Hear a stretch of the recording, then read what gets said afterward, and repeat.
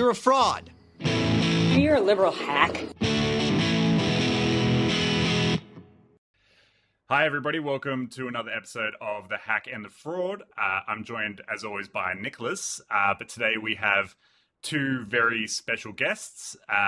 Number one, our long-time friend of the podcast and previous guest host, Ed Wiebeck. Ed, say good day. Hey, how you going? Good to be back here in Canberra.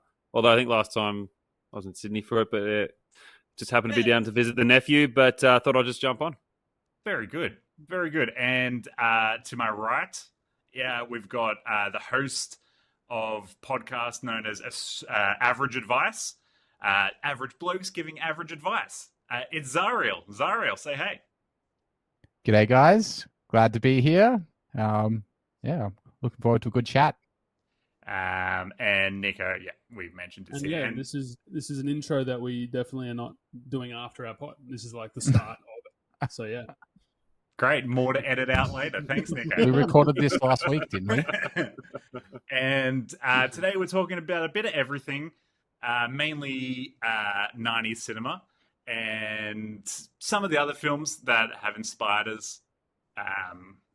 Zai, you are in your pod is called Average Advice. I've been on it twice. It's a really fun sort of chat, and you guys have a sort of topic, or usually you sort of just have a general idea as to what you're talking about.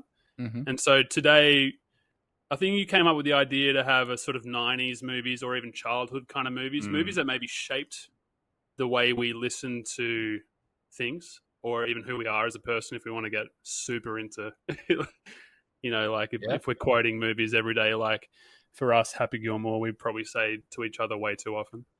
Yeah. Oh, the Sandler duo in the late 90s always gets a good run, especially the more obscure the better. Yeah. When you can find it as a link to everyday conversations and just see if you can get the other person to smile. I get so much nostalgia from his old and Adam Sandler movies. So good. And you probably got a snippet as to why we're not liked in our own hometowns. You're not. Here's an interesting one that I've just come across. That if you guys have seen, you'll know for how wild this movie is. From Dusk Till Dawn. That's a great movie. With George Clooney, Quentin, and it's directed by Robert Rodriguez. Yeah. Salma Hayek's in it. Dude. That does the most wild genre shift in any movie. Oh, dude, a complete 180. And you don't see it coming. You're just like, oh yeah, they're just kind of criminals in this bar, and then okay, vampire zombie things. Like, okay then, I guess this is just how this movie's going now. You see George Clooney do that impression of Tarantino. It's very funny. He's talking about how when they were casting the movie, obviously they're brothers in the movie, and Tarantino was like watching ER and like seeing Clooney, like the most handsome man on television, one of the most about to be the biggest movie star. And Tarantino's like, all right, see that guy, man? All right. Now that guy could be my brother. George is like, that's such a terrible. Sure, dude. I could be that handsome too. Yeah. It's I like Tarantino in that role as like a psychopathic kind of wild card brother. I would like to see more of Tarantino's acting, and I guess he only does cameos now, and maybe intentionally he's horrible in them because he's doing like a facsimile of like a bit part actor in the genre of his films. Like when he's the Australian guy in Django, it doesn't feel like he's trying to put in like a good performance necessarily as much as an affected performance. And he was all right for the first part of From Dusk Till Dawn when it's like a bank heist movie. Very cool I don't love the second half as much when it turns into like vampire Mad Max Roadhouse. I mean, it was the same for me. I was enjoying the movie, and then they did that whole It's 180 like a cool crime weird flip. movie. And I really, like, afterwards, I thought it was hilarious, and I was like, that was the funniest and most random thing I've ever seen, but I didn't really like how it ended that way. Like I was like, I was kind of invested in the first half of the movie, and then it kind of made the first half of the movie redundant. It was just kind of like, I feel like they came back to that when they did Grindhouse later, Rodriguez and Tarantino, when they did like Death Proof And Planet Terror is kind of like a similar thing. It's almost like they were trying to do a double feature in one movie. But I don't know if it fully make worked. it a little bit schlocky, but it's also certainly very Rodriguez. enjoyable. Yeah. But we also, the 90s was the introduction of Quentin Tarantino. And we all know his, films, Reservoir Dogs, Pulp Fiction, early ones. But what about the ones he wrote or produced? So I'm talking True Romance and Oliver Stone's. Ryan, can you help me? Natural Born Killers. Natural Born Killers, yeah, that's which it. are two really interesting movies because one of them is really good and one of them is really bad, and kind of points to, in my opinion, as a True Romance I love. Natural Born Killers I pretty much fucking hate. Okay, I agree. And I like them both. True Romance is great. It is one of the greats. Yeah. Tony Whereas Scott. I like, it's Tony Scott. That's right. He's the director. He's also quietly, is he more accomplished than Ridley Scott? Maybe not more, but he's certainly got a better rate. Yeah, better hit rate. That's the thing. Ridley's prolific. He makes like a movie a year for 40 fucking years. Ridley did live longer. Yeah, he's got him beat there. Spoiler alert. There's no Tony Scott anymore. But, the brightest flames burn the briefest. And I think that's probably the case with Tony. I feel like he's a more impassioned director, certainly more interested, I think, in emotion and that aspect of film than Would Ridley. you agree with this, Ryan, that Ridley Scott has a higher ceiling, but for Tony sure. Scott Yeah. better numbers, better That's right, just because hit after hit like he's done. Tony hasn't sure done there's a couple Gladiator. He didn't do Alien. Other Ridley movies that are good. Those are the two really big ones: Gladiator and Alien. Blade Runner. Blade Runner. Thank you, Blade Runner. Yeah, like those are some of the best movies of all time. And Tony Scott, does he have the best movies of all time? No, maybe, but I love all of his movies pretty much.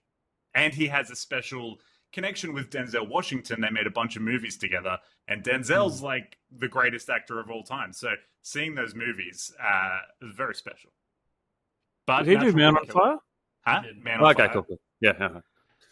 Deja Vu that's 2000s, but a big hit. Anyway, we're talking about Natural Born Killers and True Romance. Yeah. You seen either of those, I've seen Natural Born Killers. I haven't seen True Romance, but I'm interested because I like the cast. I'm just looking at it now. That's one if we're going to highly recommend a film to watch today. So if we can replace Still Alice, maybe it's got Samuel L. Jackson. I'm in. Very. You'll have a lot more fun. Gary more Oldman, fun. Christopher Walken. I'm in. Dude, it's seriously like a greght film. So it's written written and produced by Quentin Tarantino. Just written. He sold those two scripts to then be able to make Reservoir Dogs. That's right. And Tony Scott took it and then made it into quite a sleeper hit because it got a cult following. I don't think it got a lot of love when it came out, but then since it's been like one of those films of like, oh, how do we miss this? Especially Gary Oldman's white Jamaican Rastafarian. So good. Was this like? I think he says he's like one. I ain't no pretty, but I ain't pretty as a pair of titties or something like that. But I ain't as pretty as a pair of titties. Speaking of Gary Oldman, have you guys seen the film Leon, the Professional? Oh, of course. That's his best in my opinion. 90s is where he's Gary just Oldman. the most menacing. Because 80s was Gary Newman and 90s was for Gary Oldman. And that was man, Natalie Portman's first film, I believe, as well. Was it not Yeah. Heat? She was hot. When was Leon before Heat? So you think of Jennifer Connelly in Labyrinth. Oh, shit. Maybe it wasn't her first. 1994. Actually, I'll look it 94, up. that beats, yeah. I think She was Heat definitely one of her first, and she was made an absolute statement with that role too. Yeah, Leon the Professional was her first major work. it There you says. go. Had what's his name? Jean Jean Reno. Jean Reno, the French Moroccan. Well, that's a good segue to her second, maybe the decade of Natalie Portman, the 90s. Heat was Michael Heat. Mann. That's a zeitgeist mid-90s movie, and sort of 1995. yeah. I was thinking of like the greatest scenes where two actors basically like a repartee off each other. Yeah. And I was thinking the True Romance True. bit, and the bit I know you're thinking of Rhino with Christopher Walken and Dennis Hopper. Yeah. Amazing scene. So and I good. think second only to our boys Al Pacino and Robert De Niro in the diner scene. Which is Is she? sort of, And there's for Is different. she a minor character in it? She's like Natalie eighth down the Portman. list. yeah, she's like daughter or something, is she? she's a minor, yeah. Yeah, she's the She's daughter like the- of Al Pacino, or So stepdaughter. yeah, like when I 12 said to she was hot, I've immediately asked that to be edited out quickly. Which, well, because Ryan doesn't edit much these days, so hopefully this time he does. I was gonna say, in the What? Sorry, I first wasn't girl, she's paying like attention. 11 years old. So I was like, okay, Dick, if you insist, dude. I should stop making jokes about that. I got a kid now. That's stop. You're a bad influence on me. Oh, me. Okay, yeah, definitely me. Yeah. I thought having a kid gives you. A I free pass. definitely encouraged that behavior. Yeah. Anyway, so 90s absolute, just Yeah, well, the thing about decade of great films. after very a lucky decade to of be bad films, really, with the 80s. I mean, obviously there are some good 80s movies, but it was obviously. Do you think overall 80s was bad? It was studio movies. It was a reaction to New Hollywood. It was like sanitized shit for a lot of it. I mean, late 70s, maybe 1980, you get First Blood, the first Rambo movie, which is this gritty drama about a Vietnam War veteran. Like, nobody dies in the movie. Sylvester Stallone looks like a person. It's got a great monologue in it. It's mainly based on Sylvester Stallone's acting and being like a thrilling movie as well. But by the time you get to like Rambo 3 in the late 80s, it's gone to complete shit. He looks like a monster. There's no fucking script whatsoever. It's just like we've got exploding said, arrows. Fucking There are the gems. there from are the that gems, era. of course. Yeah, there are good films in the 80s, but I get what Like- you're saying. Yeah, This- And most but of it- the most of it 90s brings back this new Hollywood with like Unique Pulp like Fiction and films. Reservoir, like this explosion of violence and profanity, and you're allowed to no longer just be like the safe 80s. And it was obviously towards the end. Yeah, it was towards the end of the Cold War, right? And then by the 90s, the Cold War was won. So it was like, okay, artistic merit can come back out. We don't have to beat the Soviets.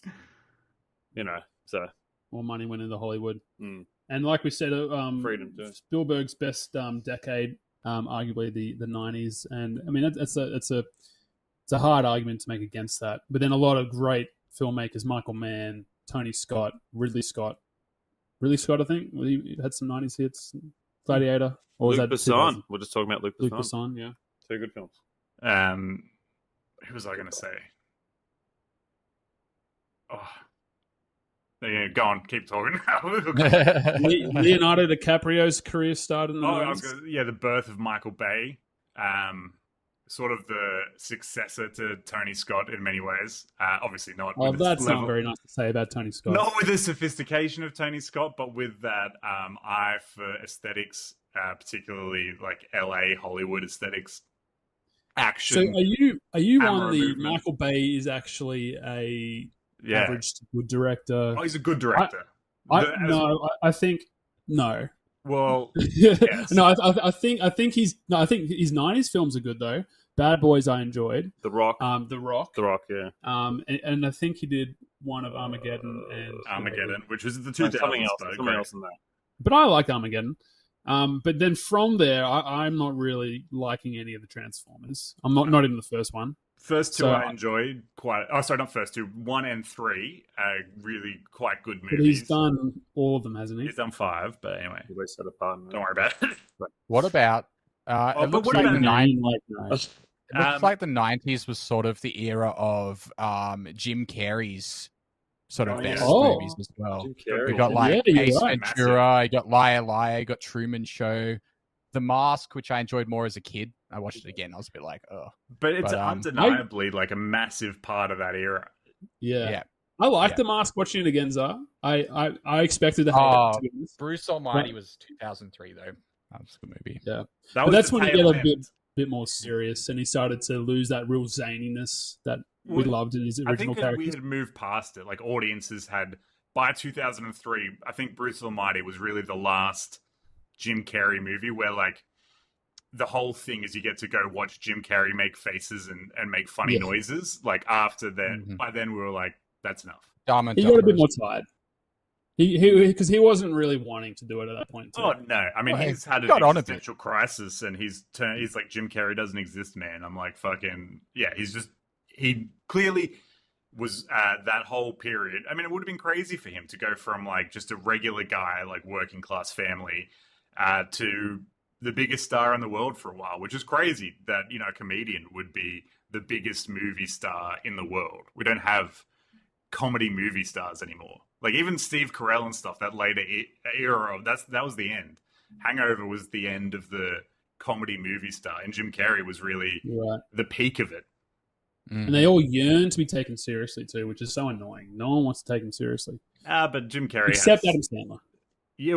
Okay, look, Jim Carrey, we know that one of his greatest ever performances was Eternal Sunshine of the Spotless Spine. Spine.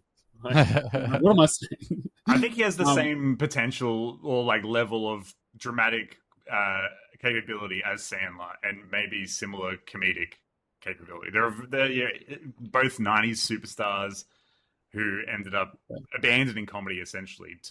Sandler still does a bit, but in both interesting 90s career trajectories to now. Very, yeah. Now, I think that's a very good point about this sort of comedic star being dead, because a lot of comedies these days, it's not about the cast, it's more about the theme. So like Cockblockers, Game it's not Night. really about come watch this person be funny. It's more just this is the story, Crazy and we just concept. whoever we could get it. Yeah, I think you're right. I went from one person to like an ensemble of people, like, you know, Seth Rogen and all those, to like, all right, we'll just throw randoms in there and try and come up with something. And that's what I mean. Box office wise, you look at comedies and it's just way down. Like no one, it's either too safe, or if it is, it's too independent for people to go and see, which is sad. Yeah, it may come back now that we've all settled down a bit.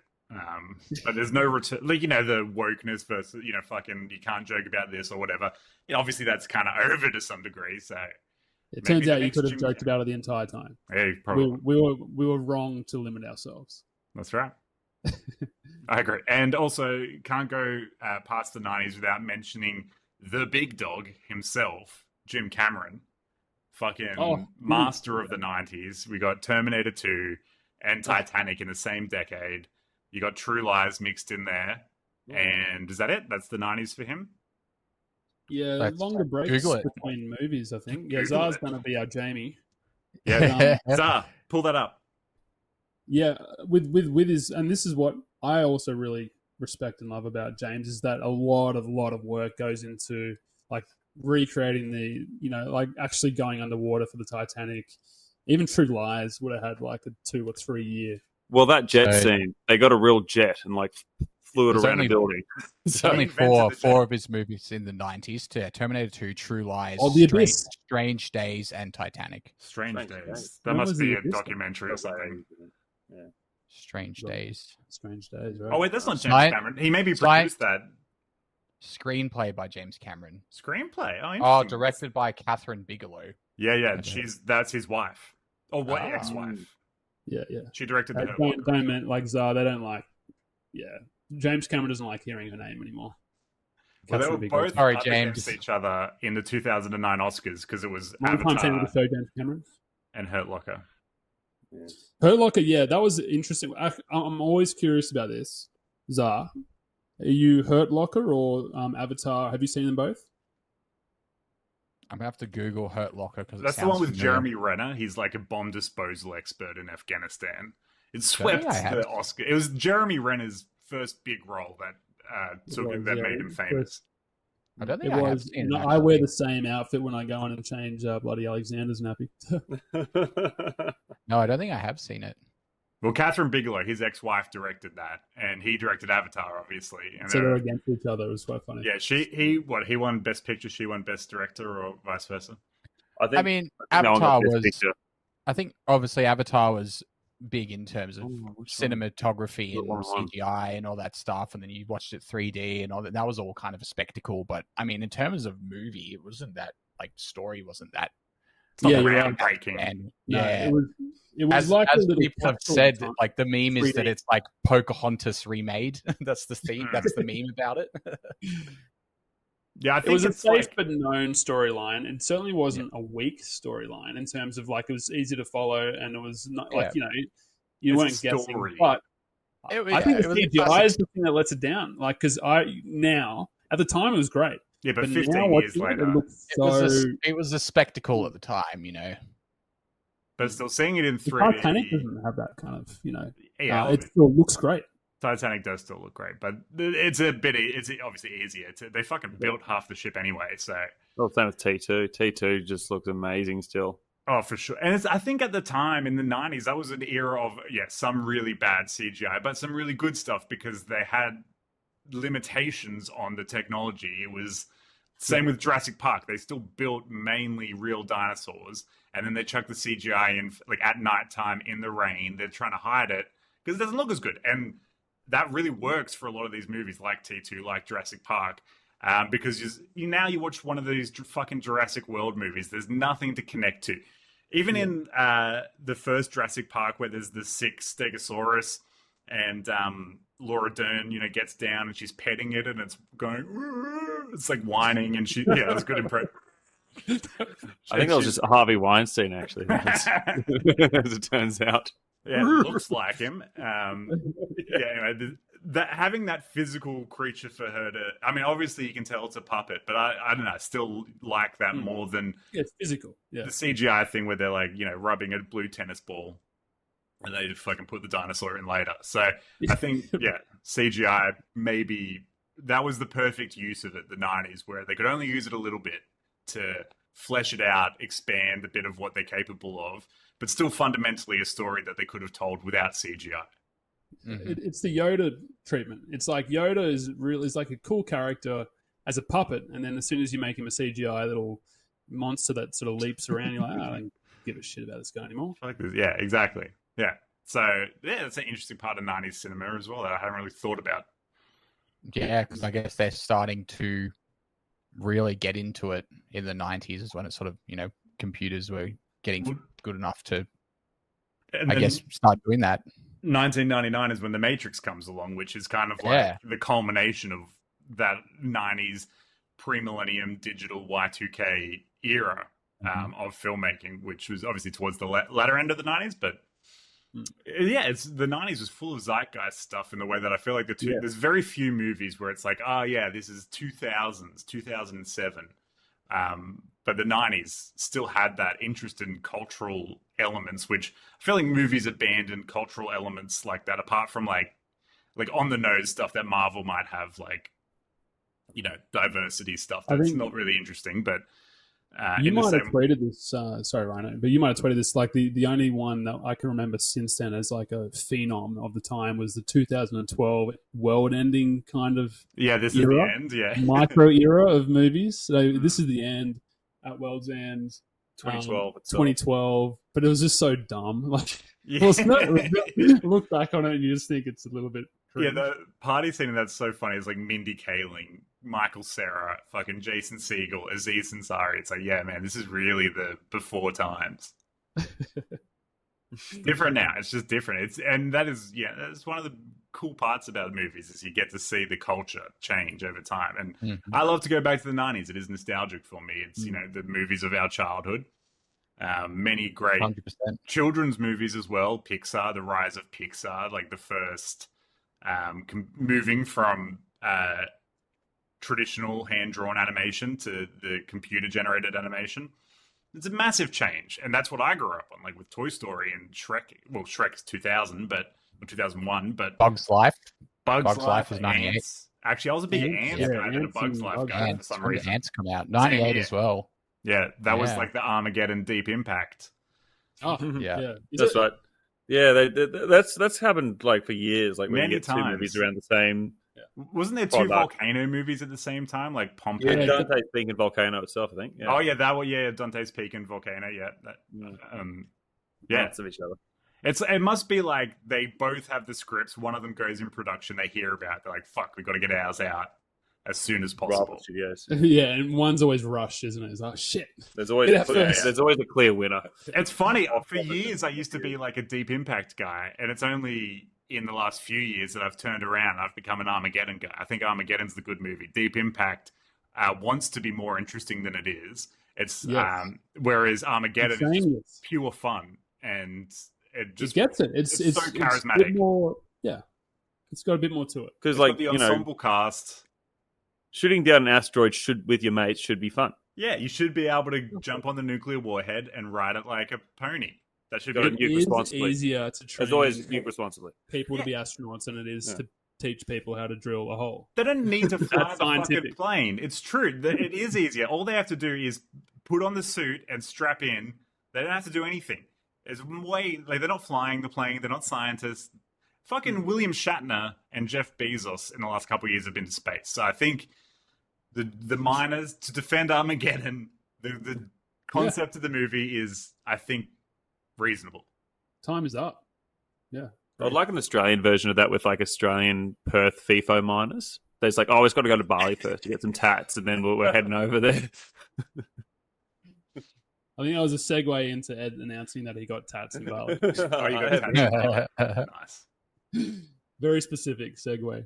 I tricked mum. Actually, speaking of the world ending movie, there's an Australian version too. Remember that? Do you remember what it was called? I got no. There's an Tomorrow Australian when one. the world ended. Last day? Yeah, was it No, like? it's not like Oh yeah, No, I remember that. I never the watched war that one. It's like an actual one of like. It was a bit late Moment. in, but it was the whole idea. World's ending and blah blah blah.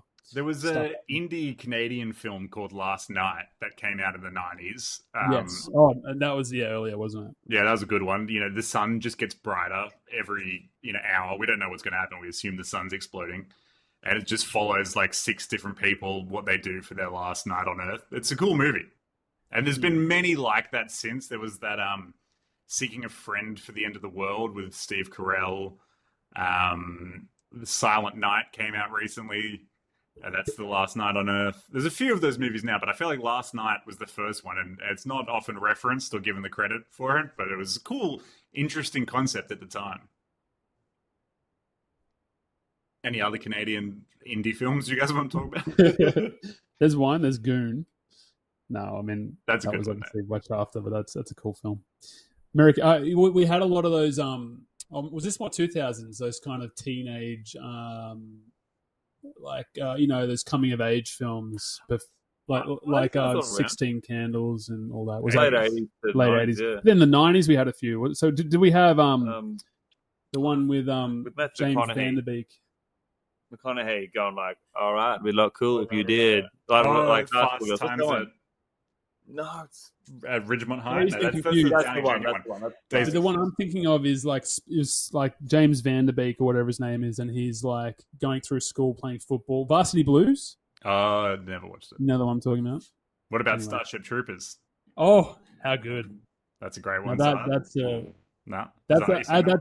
Zara, you got to add that to your list if you haven't Starship seen it. Troopers. Oh man, it's good. It's just like it's a satire, military, sci-fi satire. A lot of killing alien bugs, but an incisive takedown of fascism, which we are all against. Right, Pod? Right? Yeah, alt right pod. Right. No, that's on us. No, but yeah. it's interesting because I'm not sure if this is true. I think it is though. But the actual source material was Is actually fascist. very, yeah. Yeah, pretty So much. it was read the based, book that's why I was so on the nose. Like it was so. It's an obviously interesting in the thing face. just to adapt a book and make the movie have the opposite point of the book without like Yeah. being an outright parody of the book or anything. It's still a straight adaptation of the book in many ways, but it is giving the exact opposite point of the book. Yeah, Yeah. interesting. Just Well, that. that's Paul Verhoeven, man. He's the best at not the best, but he's one of the best at analyzing culture, putting it into the film. Even RoboCop and stuff, you can see where that's gone now. Like, obviously, we don't have fucking robot cops, but the corporate world, they don't have fucking robots, but they got tanks and fucking M16s and all kinds of shit for police. And yeah, lots of execution, fucking deadly force stuff going on.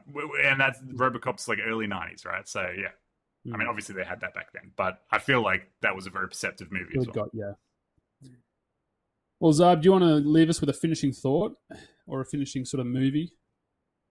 I don't know about finishing movie. I'm looking at like the top 200 movies of the 90s according to IMDb. Oh, And like 9 of the top 10 I've heard of or no, but the very first one I've never heard of. Oh, yeah. never heard of. The Crow? Oh, yeah. Crow. I was going to mention the That's- Crow. That's- Yeah, Brandon Lee died during that, and I was like, that's iconic. It's like He it's like died a superhero during for filming. gothic Spider-Man fans, you know.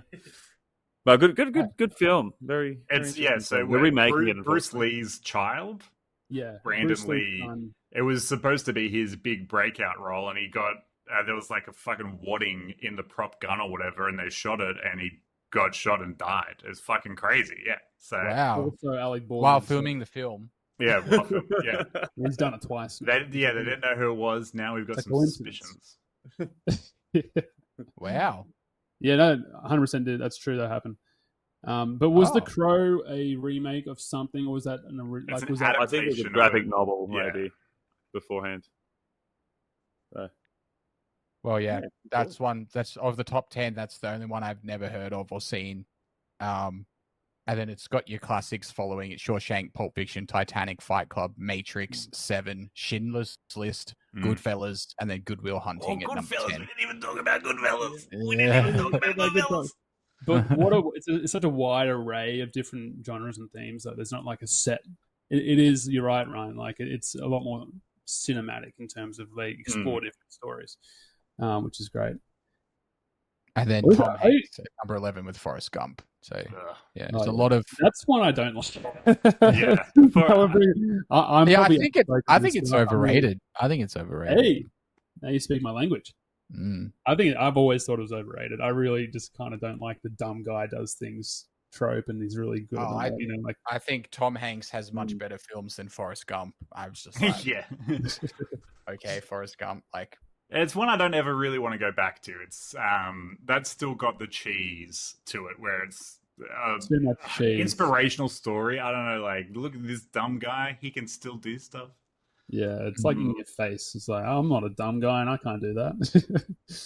It's still got its moments. It's not. I'm not It's a like- complete hater of Forrest Gump, but It's not the same as this, but it's like this 9-year-old bought a house. And and why aren't you fuckwits? So yeah. Zab, you mentioned a movie last week that I wanted to get in combo with you. I know it's on 90 Cinema, but it was The Room, and you said it was a Yeah. masterpiece. I responded back, yes, it's a masterpiece, thinking you meant the Tommy Wiseau one. No. Like I was thinking, yeah, that's like I was not being genuine at all. yeah, that's but 90 cinema. That's 90 Cinema too. But the one with Brie Larson, so that was I've actually seen that one, but that's one she's in a basement and Yeah, she has a kid. She won I think she won the Oscar for it, or Academy Award or something, Best Actress. She I'd did. never heard of the movie before. No idea what it was about. Yaz and I were just scrolling through YouTube one Friday night, and we're like, oh, we read the synopsis. We're like, oh, that sounds kind of cool. So we started watching it, and it blew our minds, dude. Like, I was not ready for the emotional response for that movie. Because, yeah, I mean, it's about she was abducted when she was like 17 or something. She's been kept in a shed for 7 years, and repeatedly sexually abused and raped by her captor. And she gives birth to a boy from him. And so the boy was born in this shed, and he's 5 now when the movie starts, and he doesn't know life outside of the shed. And in her mind, she thinks it might be easier for the boy, to understand Never leave or something. if he believes that the shed is all there is.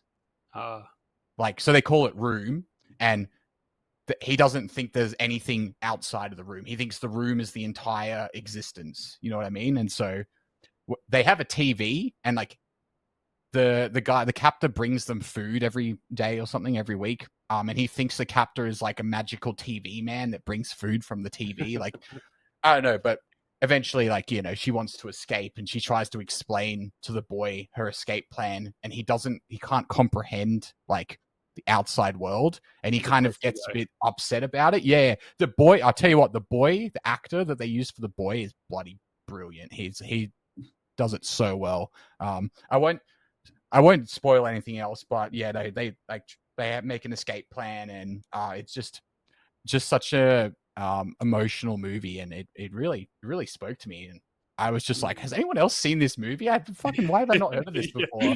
And I gave you a stupid answer. Yeah, you're like, masterpiece. I was like, yes. But yeah, you must have meant the other one. Yeah, that scene with the flowers and everything. Yeah. But if we kept going with that conversation, just completely different. Like, I loved it when, like, the rooftop scene, and you're like, rooftop scene? What? Yeah. I love that bear. He's like, you're tearing me apart. Yeah, so emotional. Yeah. So yeah, I mean, I would check it out if you guys want. I like it as a tactic, Zar. I like the idea of having, because as you know, I've gone on about him a bit, don't I? The kid, but just having, like, if it would be easier if he just had one room that's all he knew, and I could just kind of like get out of that room for a bit and live my life like the TV man, bring him dinners. Yeah. Am I not getting the right lesson from this movie? Sorry? Am I not getting the right lesson from this movie? I'm looking. I think I'm just gonna watch the movie, man. I don't want to say too much for you to like ruin the experience for you, because it's basically the crux of the movie. Doesn't understand there's anything beyond the room. They make an escape plan. He eventually finds out there is, and then you're like experiencing the boy experiencing the outside world for the first time, and it's just really cool. And I think Brie Larson played the role very well, and of course why she won the award. So that's right. For a movie I'd never heard of, it was right up there. I think it jumped into my top 10 right away. Yeah. It had me in tears. I never cry at movies. I was crying at one point. Yeah, that's fine. So Yaz was crying the whole time, basically. Yeah. Yeah. No, I don't. It's very rare that I cry at watching movies. So that one got me a little bit. Most people say they cried in that scene. I didn't cry in that scene. I didn't cry. I mean, I was sad, but I didn't cry. Yeah, I mean, like, I think I was more just like, as if he didn't see that coming, right? Scar is clearly putting in a massive case for the throne. Like, that's a bit on Mufasa to not kind of see through his bullshit. What else was sad? What about Point Break? I haven't seen that. Sad 90s movies. Shawshank Redemption. You want to speak to that one, Zar? Because you said that was one of your top 5 favorite films. I think that's probably my favorite movie, because the thing with that movie is it's a good movie, but it's one of those movies, like, I remember one time I was going up to a festival up in Queensland, and we stayed at a hotel on the way up, and it was just on TV playing, and I'd seen it like 20 times, and I started watching it, and I was like, within 5 minutes, I was like, oh, I fucking love this movie. And it doesn't matter how many times I watch it, I'm always just like, boom, straight into it. So I think that says a lot. Like, if I've watched it a billion times, know what happens. And then every time I watch it, I'm like, man, I fucking love this movie. So that's for me, at least. Yeah, there are so many great movies like that. It is good when you can just have a watchable movie. I just watched Once Upon a Time in Hollywood again, and that's super watchable. I've actually only seen that once, so maybe that is another one I got to watch again. Yeah, well, Shawshank, I remember loving that. Shawshank I watched once in high school, and I was like, yeah, it's fine. I think it's all right. Similar to Once Upon a Time, Rhino, I think Shawshank would be better on a second watch. I think it is like one of those really detailed movies that you pick up on little things a bit more the second time. Not to say it's like a really mind-blowingly crazy, I think there's a reason a lot of people have it as their favorite. Once Upon a Time, I've seen it now 4 times, and the 4th time was the best time. Does it make sense? Yeah. So like it's better each time I watch it. Each time, yeah. Same with Inglourious Bastards. Yeah. Like most Tarantino films, they get better with each viewing. Back to what I was saying, the 90s was a good time for Stephen King's adaptions, because The Green Mile, another tearjerker, I think that just fits in 98 or 99. Frank Darabont, wasn't he? He was the director. Yeah, he did both. Was he? Yeah. Wow. Yeah, I just know it's a Stephen King thing, but that I don't know how you couldn't cry at that, especially give me your hands. Again, Green Mile was good. I watched that like a year ago. And it kind of held up better than I was expecting. I thought it was going to be a bit cheesy. Yeah, but it still holds up pretty well. I thought. Yeah, I mean, Tom Hanks is very good. It's good to watch him be good because you kind of sometimes can forget with guys like Hanks that they still do have it. Like Downey, we all knew he still had it, but then he comes back with Oppenheimer and it's like, oh yeah, shit, he does fully have it. So that's what Green Mile kind of felt like with Tom Hanks. That's a good point because with Robert Downey, I think he was so strong. Like, so I mean, he was a bit phoned in at the end with this Tony Stark character in the MCU, but he also was like the last, almost the beating heart of it. And when he died, it died. So he was so strong in that, despite being. I think it's also like Tony is like an alternate multiverse version of Robert Downey Jr. Like the way he portrays the character. He's feeding from obviously his own persona. So to see him doing something completely different, yeah, great. And you did get the Oscar, another one, Zar, Oscar-winning performance. Did you see Oppenheimer? I have not seen it actually. Oh, you have to, and if you can, watch that. Like that'll be your new favorite movie. I went to the cinemas at the time it was coming out. And we had the choice of Oppenheimer or Barbie. We went in and saw Barbie just because we were like, 3 hours. And we were kind of a bit like hesitant whether we actually wanted to go. So we're like, all right, we'll go see Barbie. And we weren't disappointed in Barbie. But yeah, I've heard Oppenheimer. I've heard a lot of people rant about it. So definitely got to put that on the list too. In fact, I'll just make my list right now. There's all these ones that you guys are talking about. This is why we get you on, just we want to be of service to you. Thank you. You guys are doing well. Yeah. So, I think Tom Hanks in Green Mile. I think it's one of those movies where everyone just gives an absolute 10 out of 10 performance with even the smallest character. Everyone just buys into their role. Sam Rockwell so well, isn't he? Oh, yeah. He played the spoiler real killer.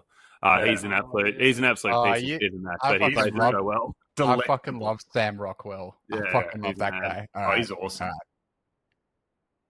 Even like bad films, he's really good. Like Charlie's Angels.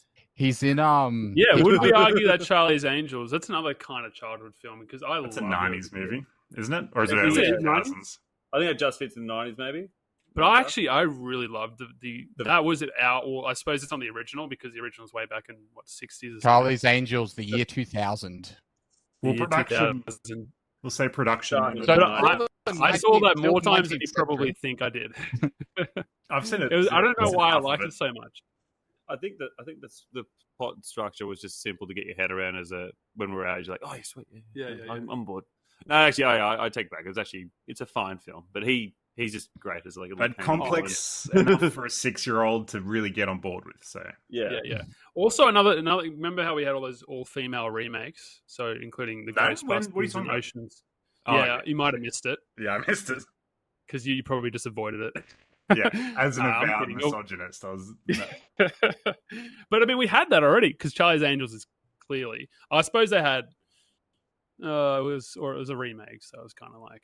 But I mean, it was already around, and it was very successful at the time. It had wasn't there 3 films? I think they made 2 with that cast, and then they remade it. That one lost a ton of money, and with Kristen Stewart. The general public was blamed for not seeing it. And I remember that. Make a good movie. Elizabeth Banks, yeah. Mm. Yeah, so I mean, I think that's all the '90s films. But I can't remember. I got a list of them up here. I could just name a few if we wanted to. Let's do it, and we'll give it a crack score. Fight Club comes up at the top as well. I don't know. That was at 99. It was 99. That must have been. I do believe 7 comes in at that time. 7 is like 95. Yeah. So Ryan, you would probably say that was prime Fincher because I remember we were talking about that on the Fincher pod. That his 90s. Yeah, it would be. Plus Zodiac. It's his wheelhouse of like urban crime, serial killer stuff that felt fresh at the time. I'm just not the biggest Fincher guy, so could we also say that's prime Spielberg? Jurassic Park, prime Schindler's List, Jurassic Park, Saving Private Ryan, Schindler's. Probably there's another one. It was a great era for him. Yeah. And then you had I think all his best films were before the millennium, so I'll definitely agree with that. Definitely before the millennium. And I've actually come around on Jaws being one of his best, if not his best ever. Oh yeah. So my reason behind it, because I love Saving Private Ryan, but I think Jaws for me is just the absolute epitome of the monster film that not even Jurassic Park can touch. What do you guys think on that? Oh, obviously Jurassic Park, great, but I just think Jaws basically, when someone does it first and does it best, and no one can ever accomplish that again. Yeah, I disagree slightly, but I only bring in with Alien. I think whatever they made in Alien gave me much more joy than Jaws. I agree. I didn't really connect with Jaws. Like, I kind of got a bit bored with it, to be honest. I think it was just really slow paced for me. Yeah, I don't know. I was just kind of. I liked it for its I want pace. more shark action. And that's what you get in Jaws 3D. Like they were like more shark, less talking about people dying in World War II, more 3D shark chomping. Quinn's I agree that Alien probably got me a lot more than Jaws for sure.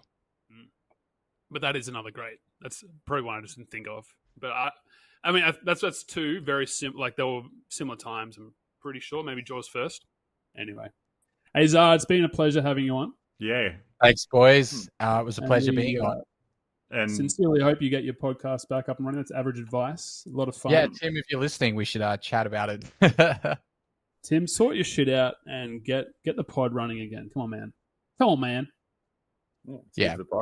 Thanks for having me too. I was just in the neighborhood, or the apartment anyway, so good time to be around. Thank you. Friendly neighborhood film buff, Ed Weaver. Buff film. Yeah, film buff. Emphasis on the buff. There we go. That should be your new pod. We've done you a favor. Thanks, boys. That's it. Thanks for joining us. Adios. See you next time. Bye.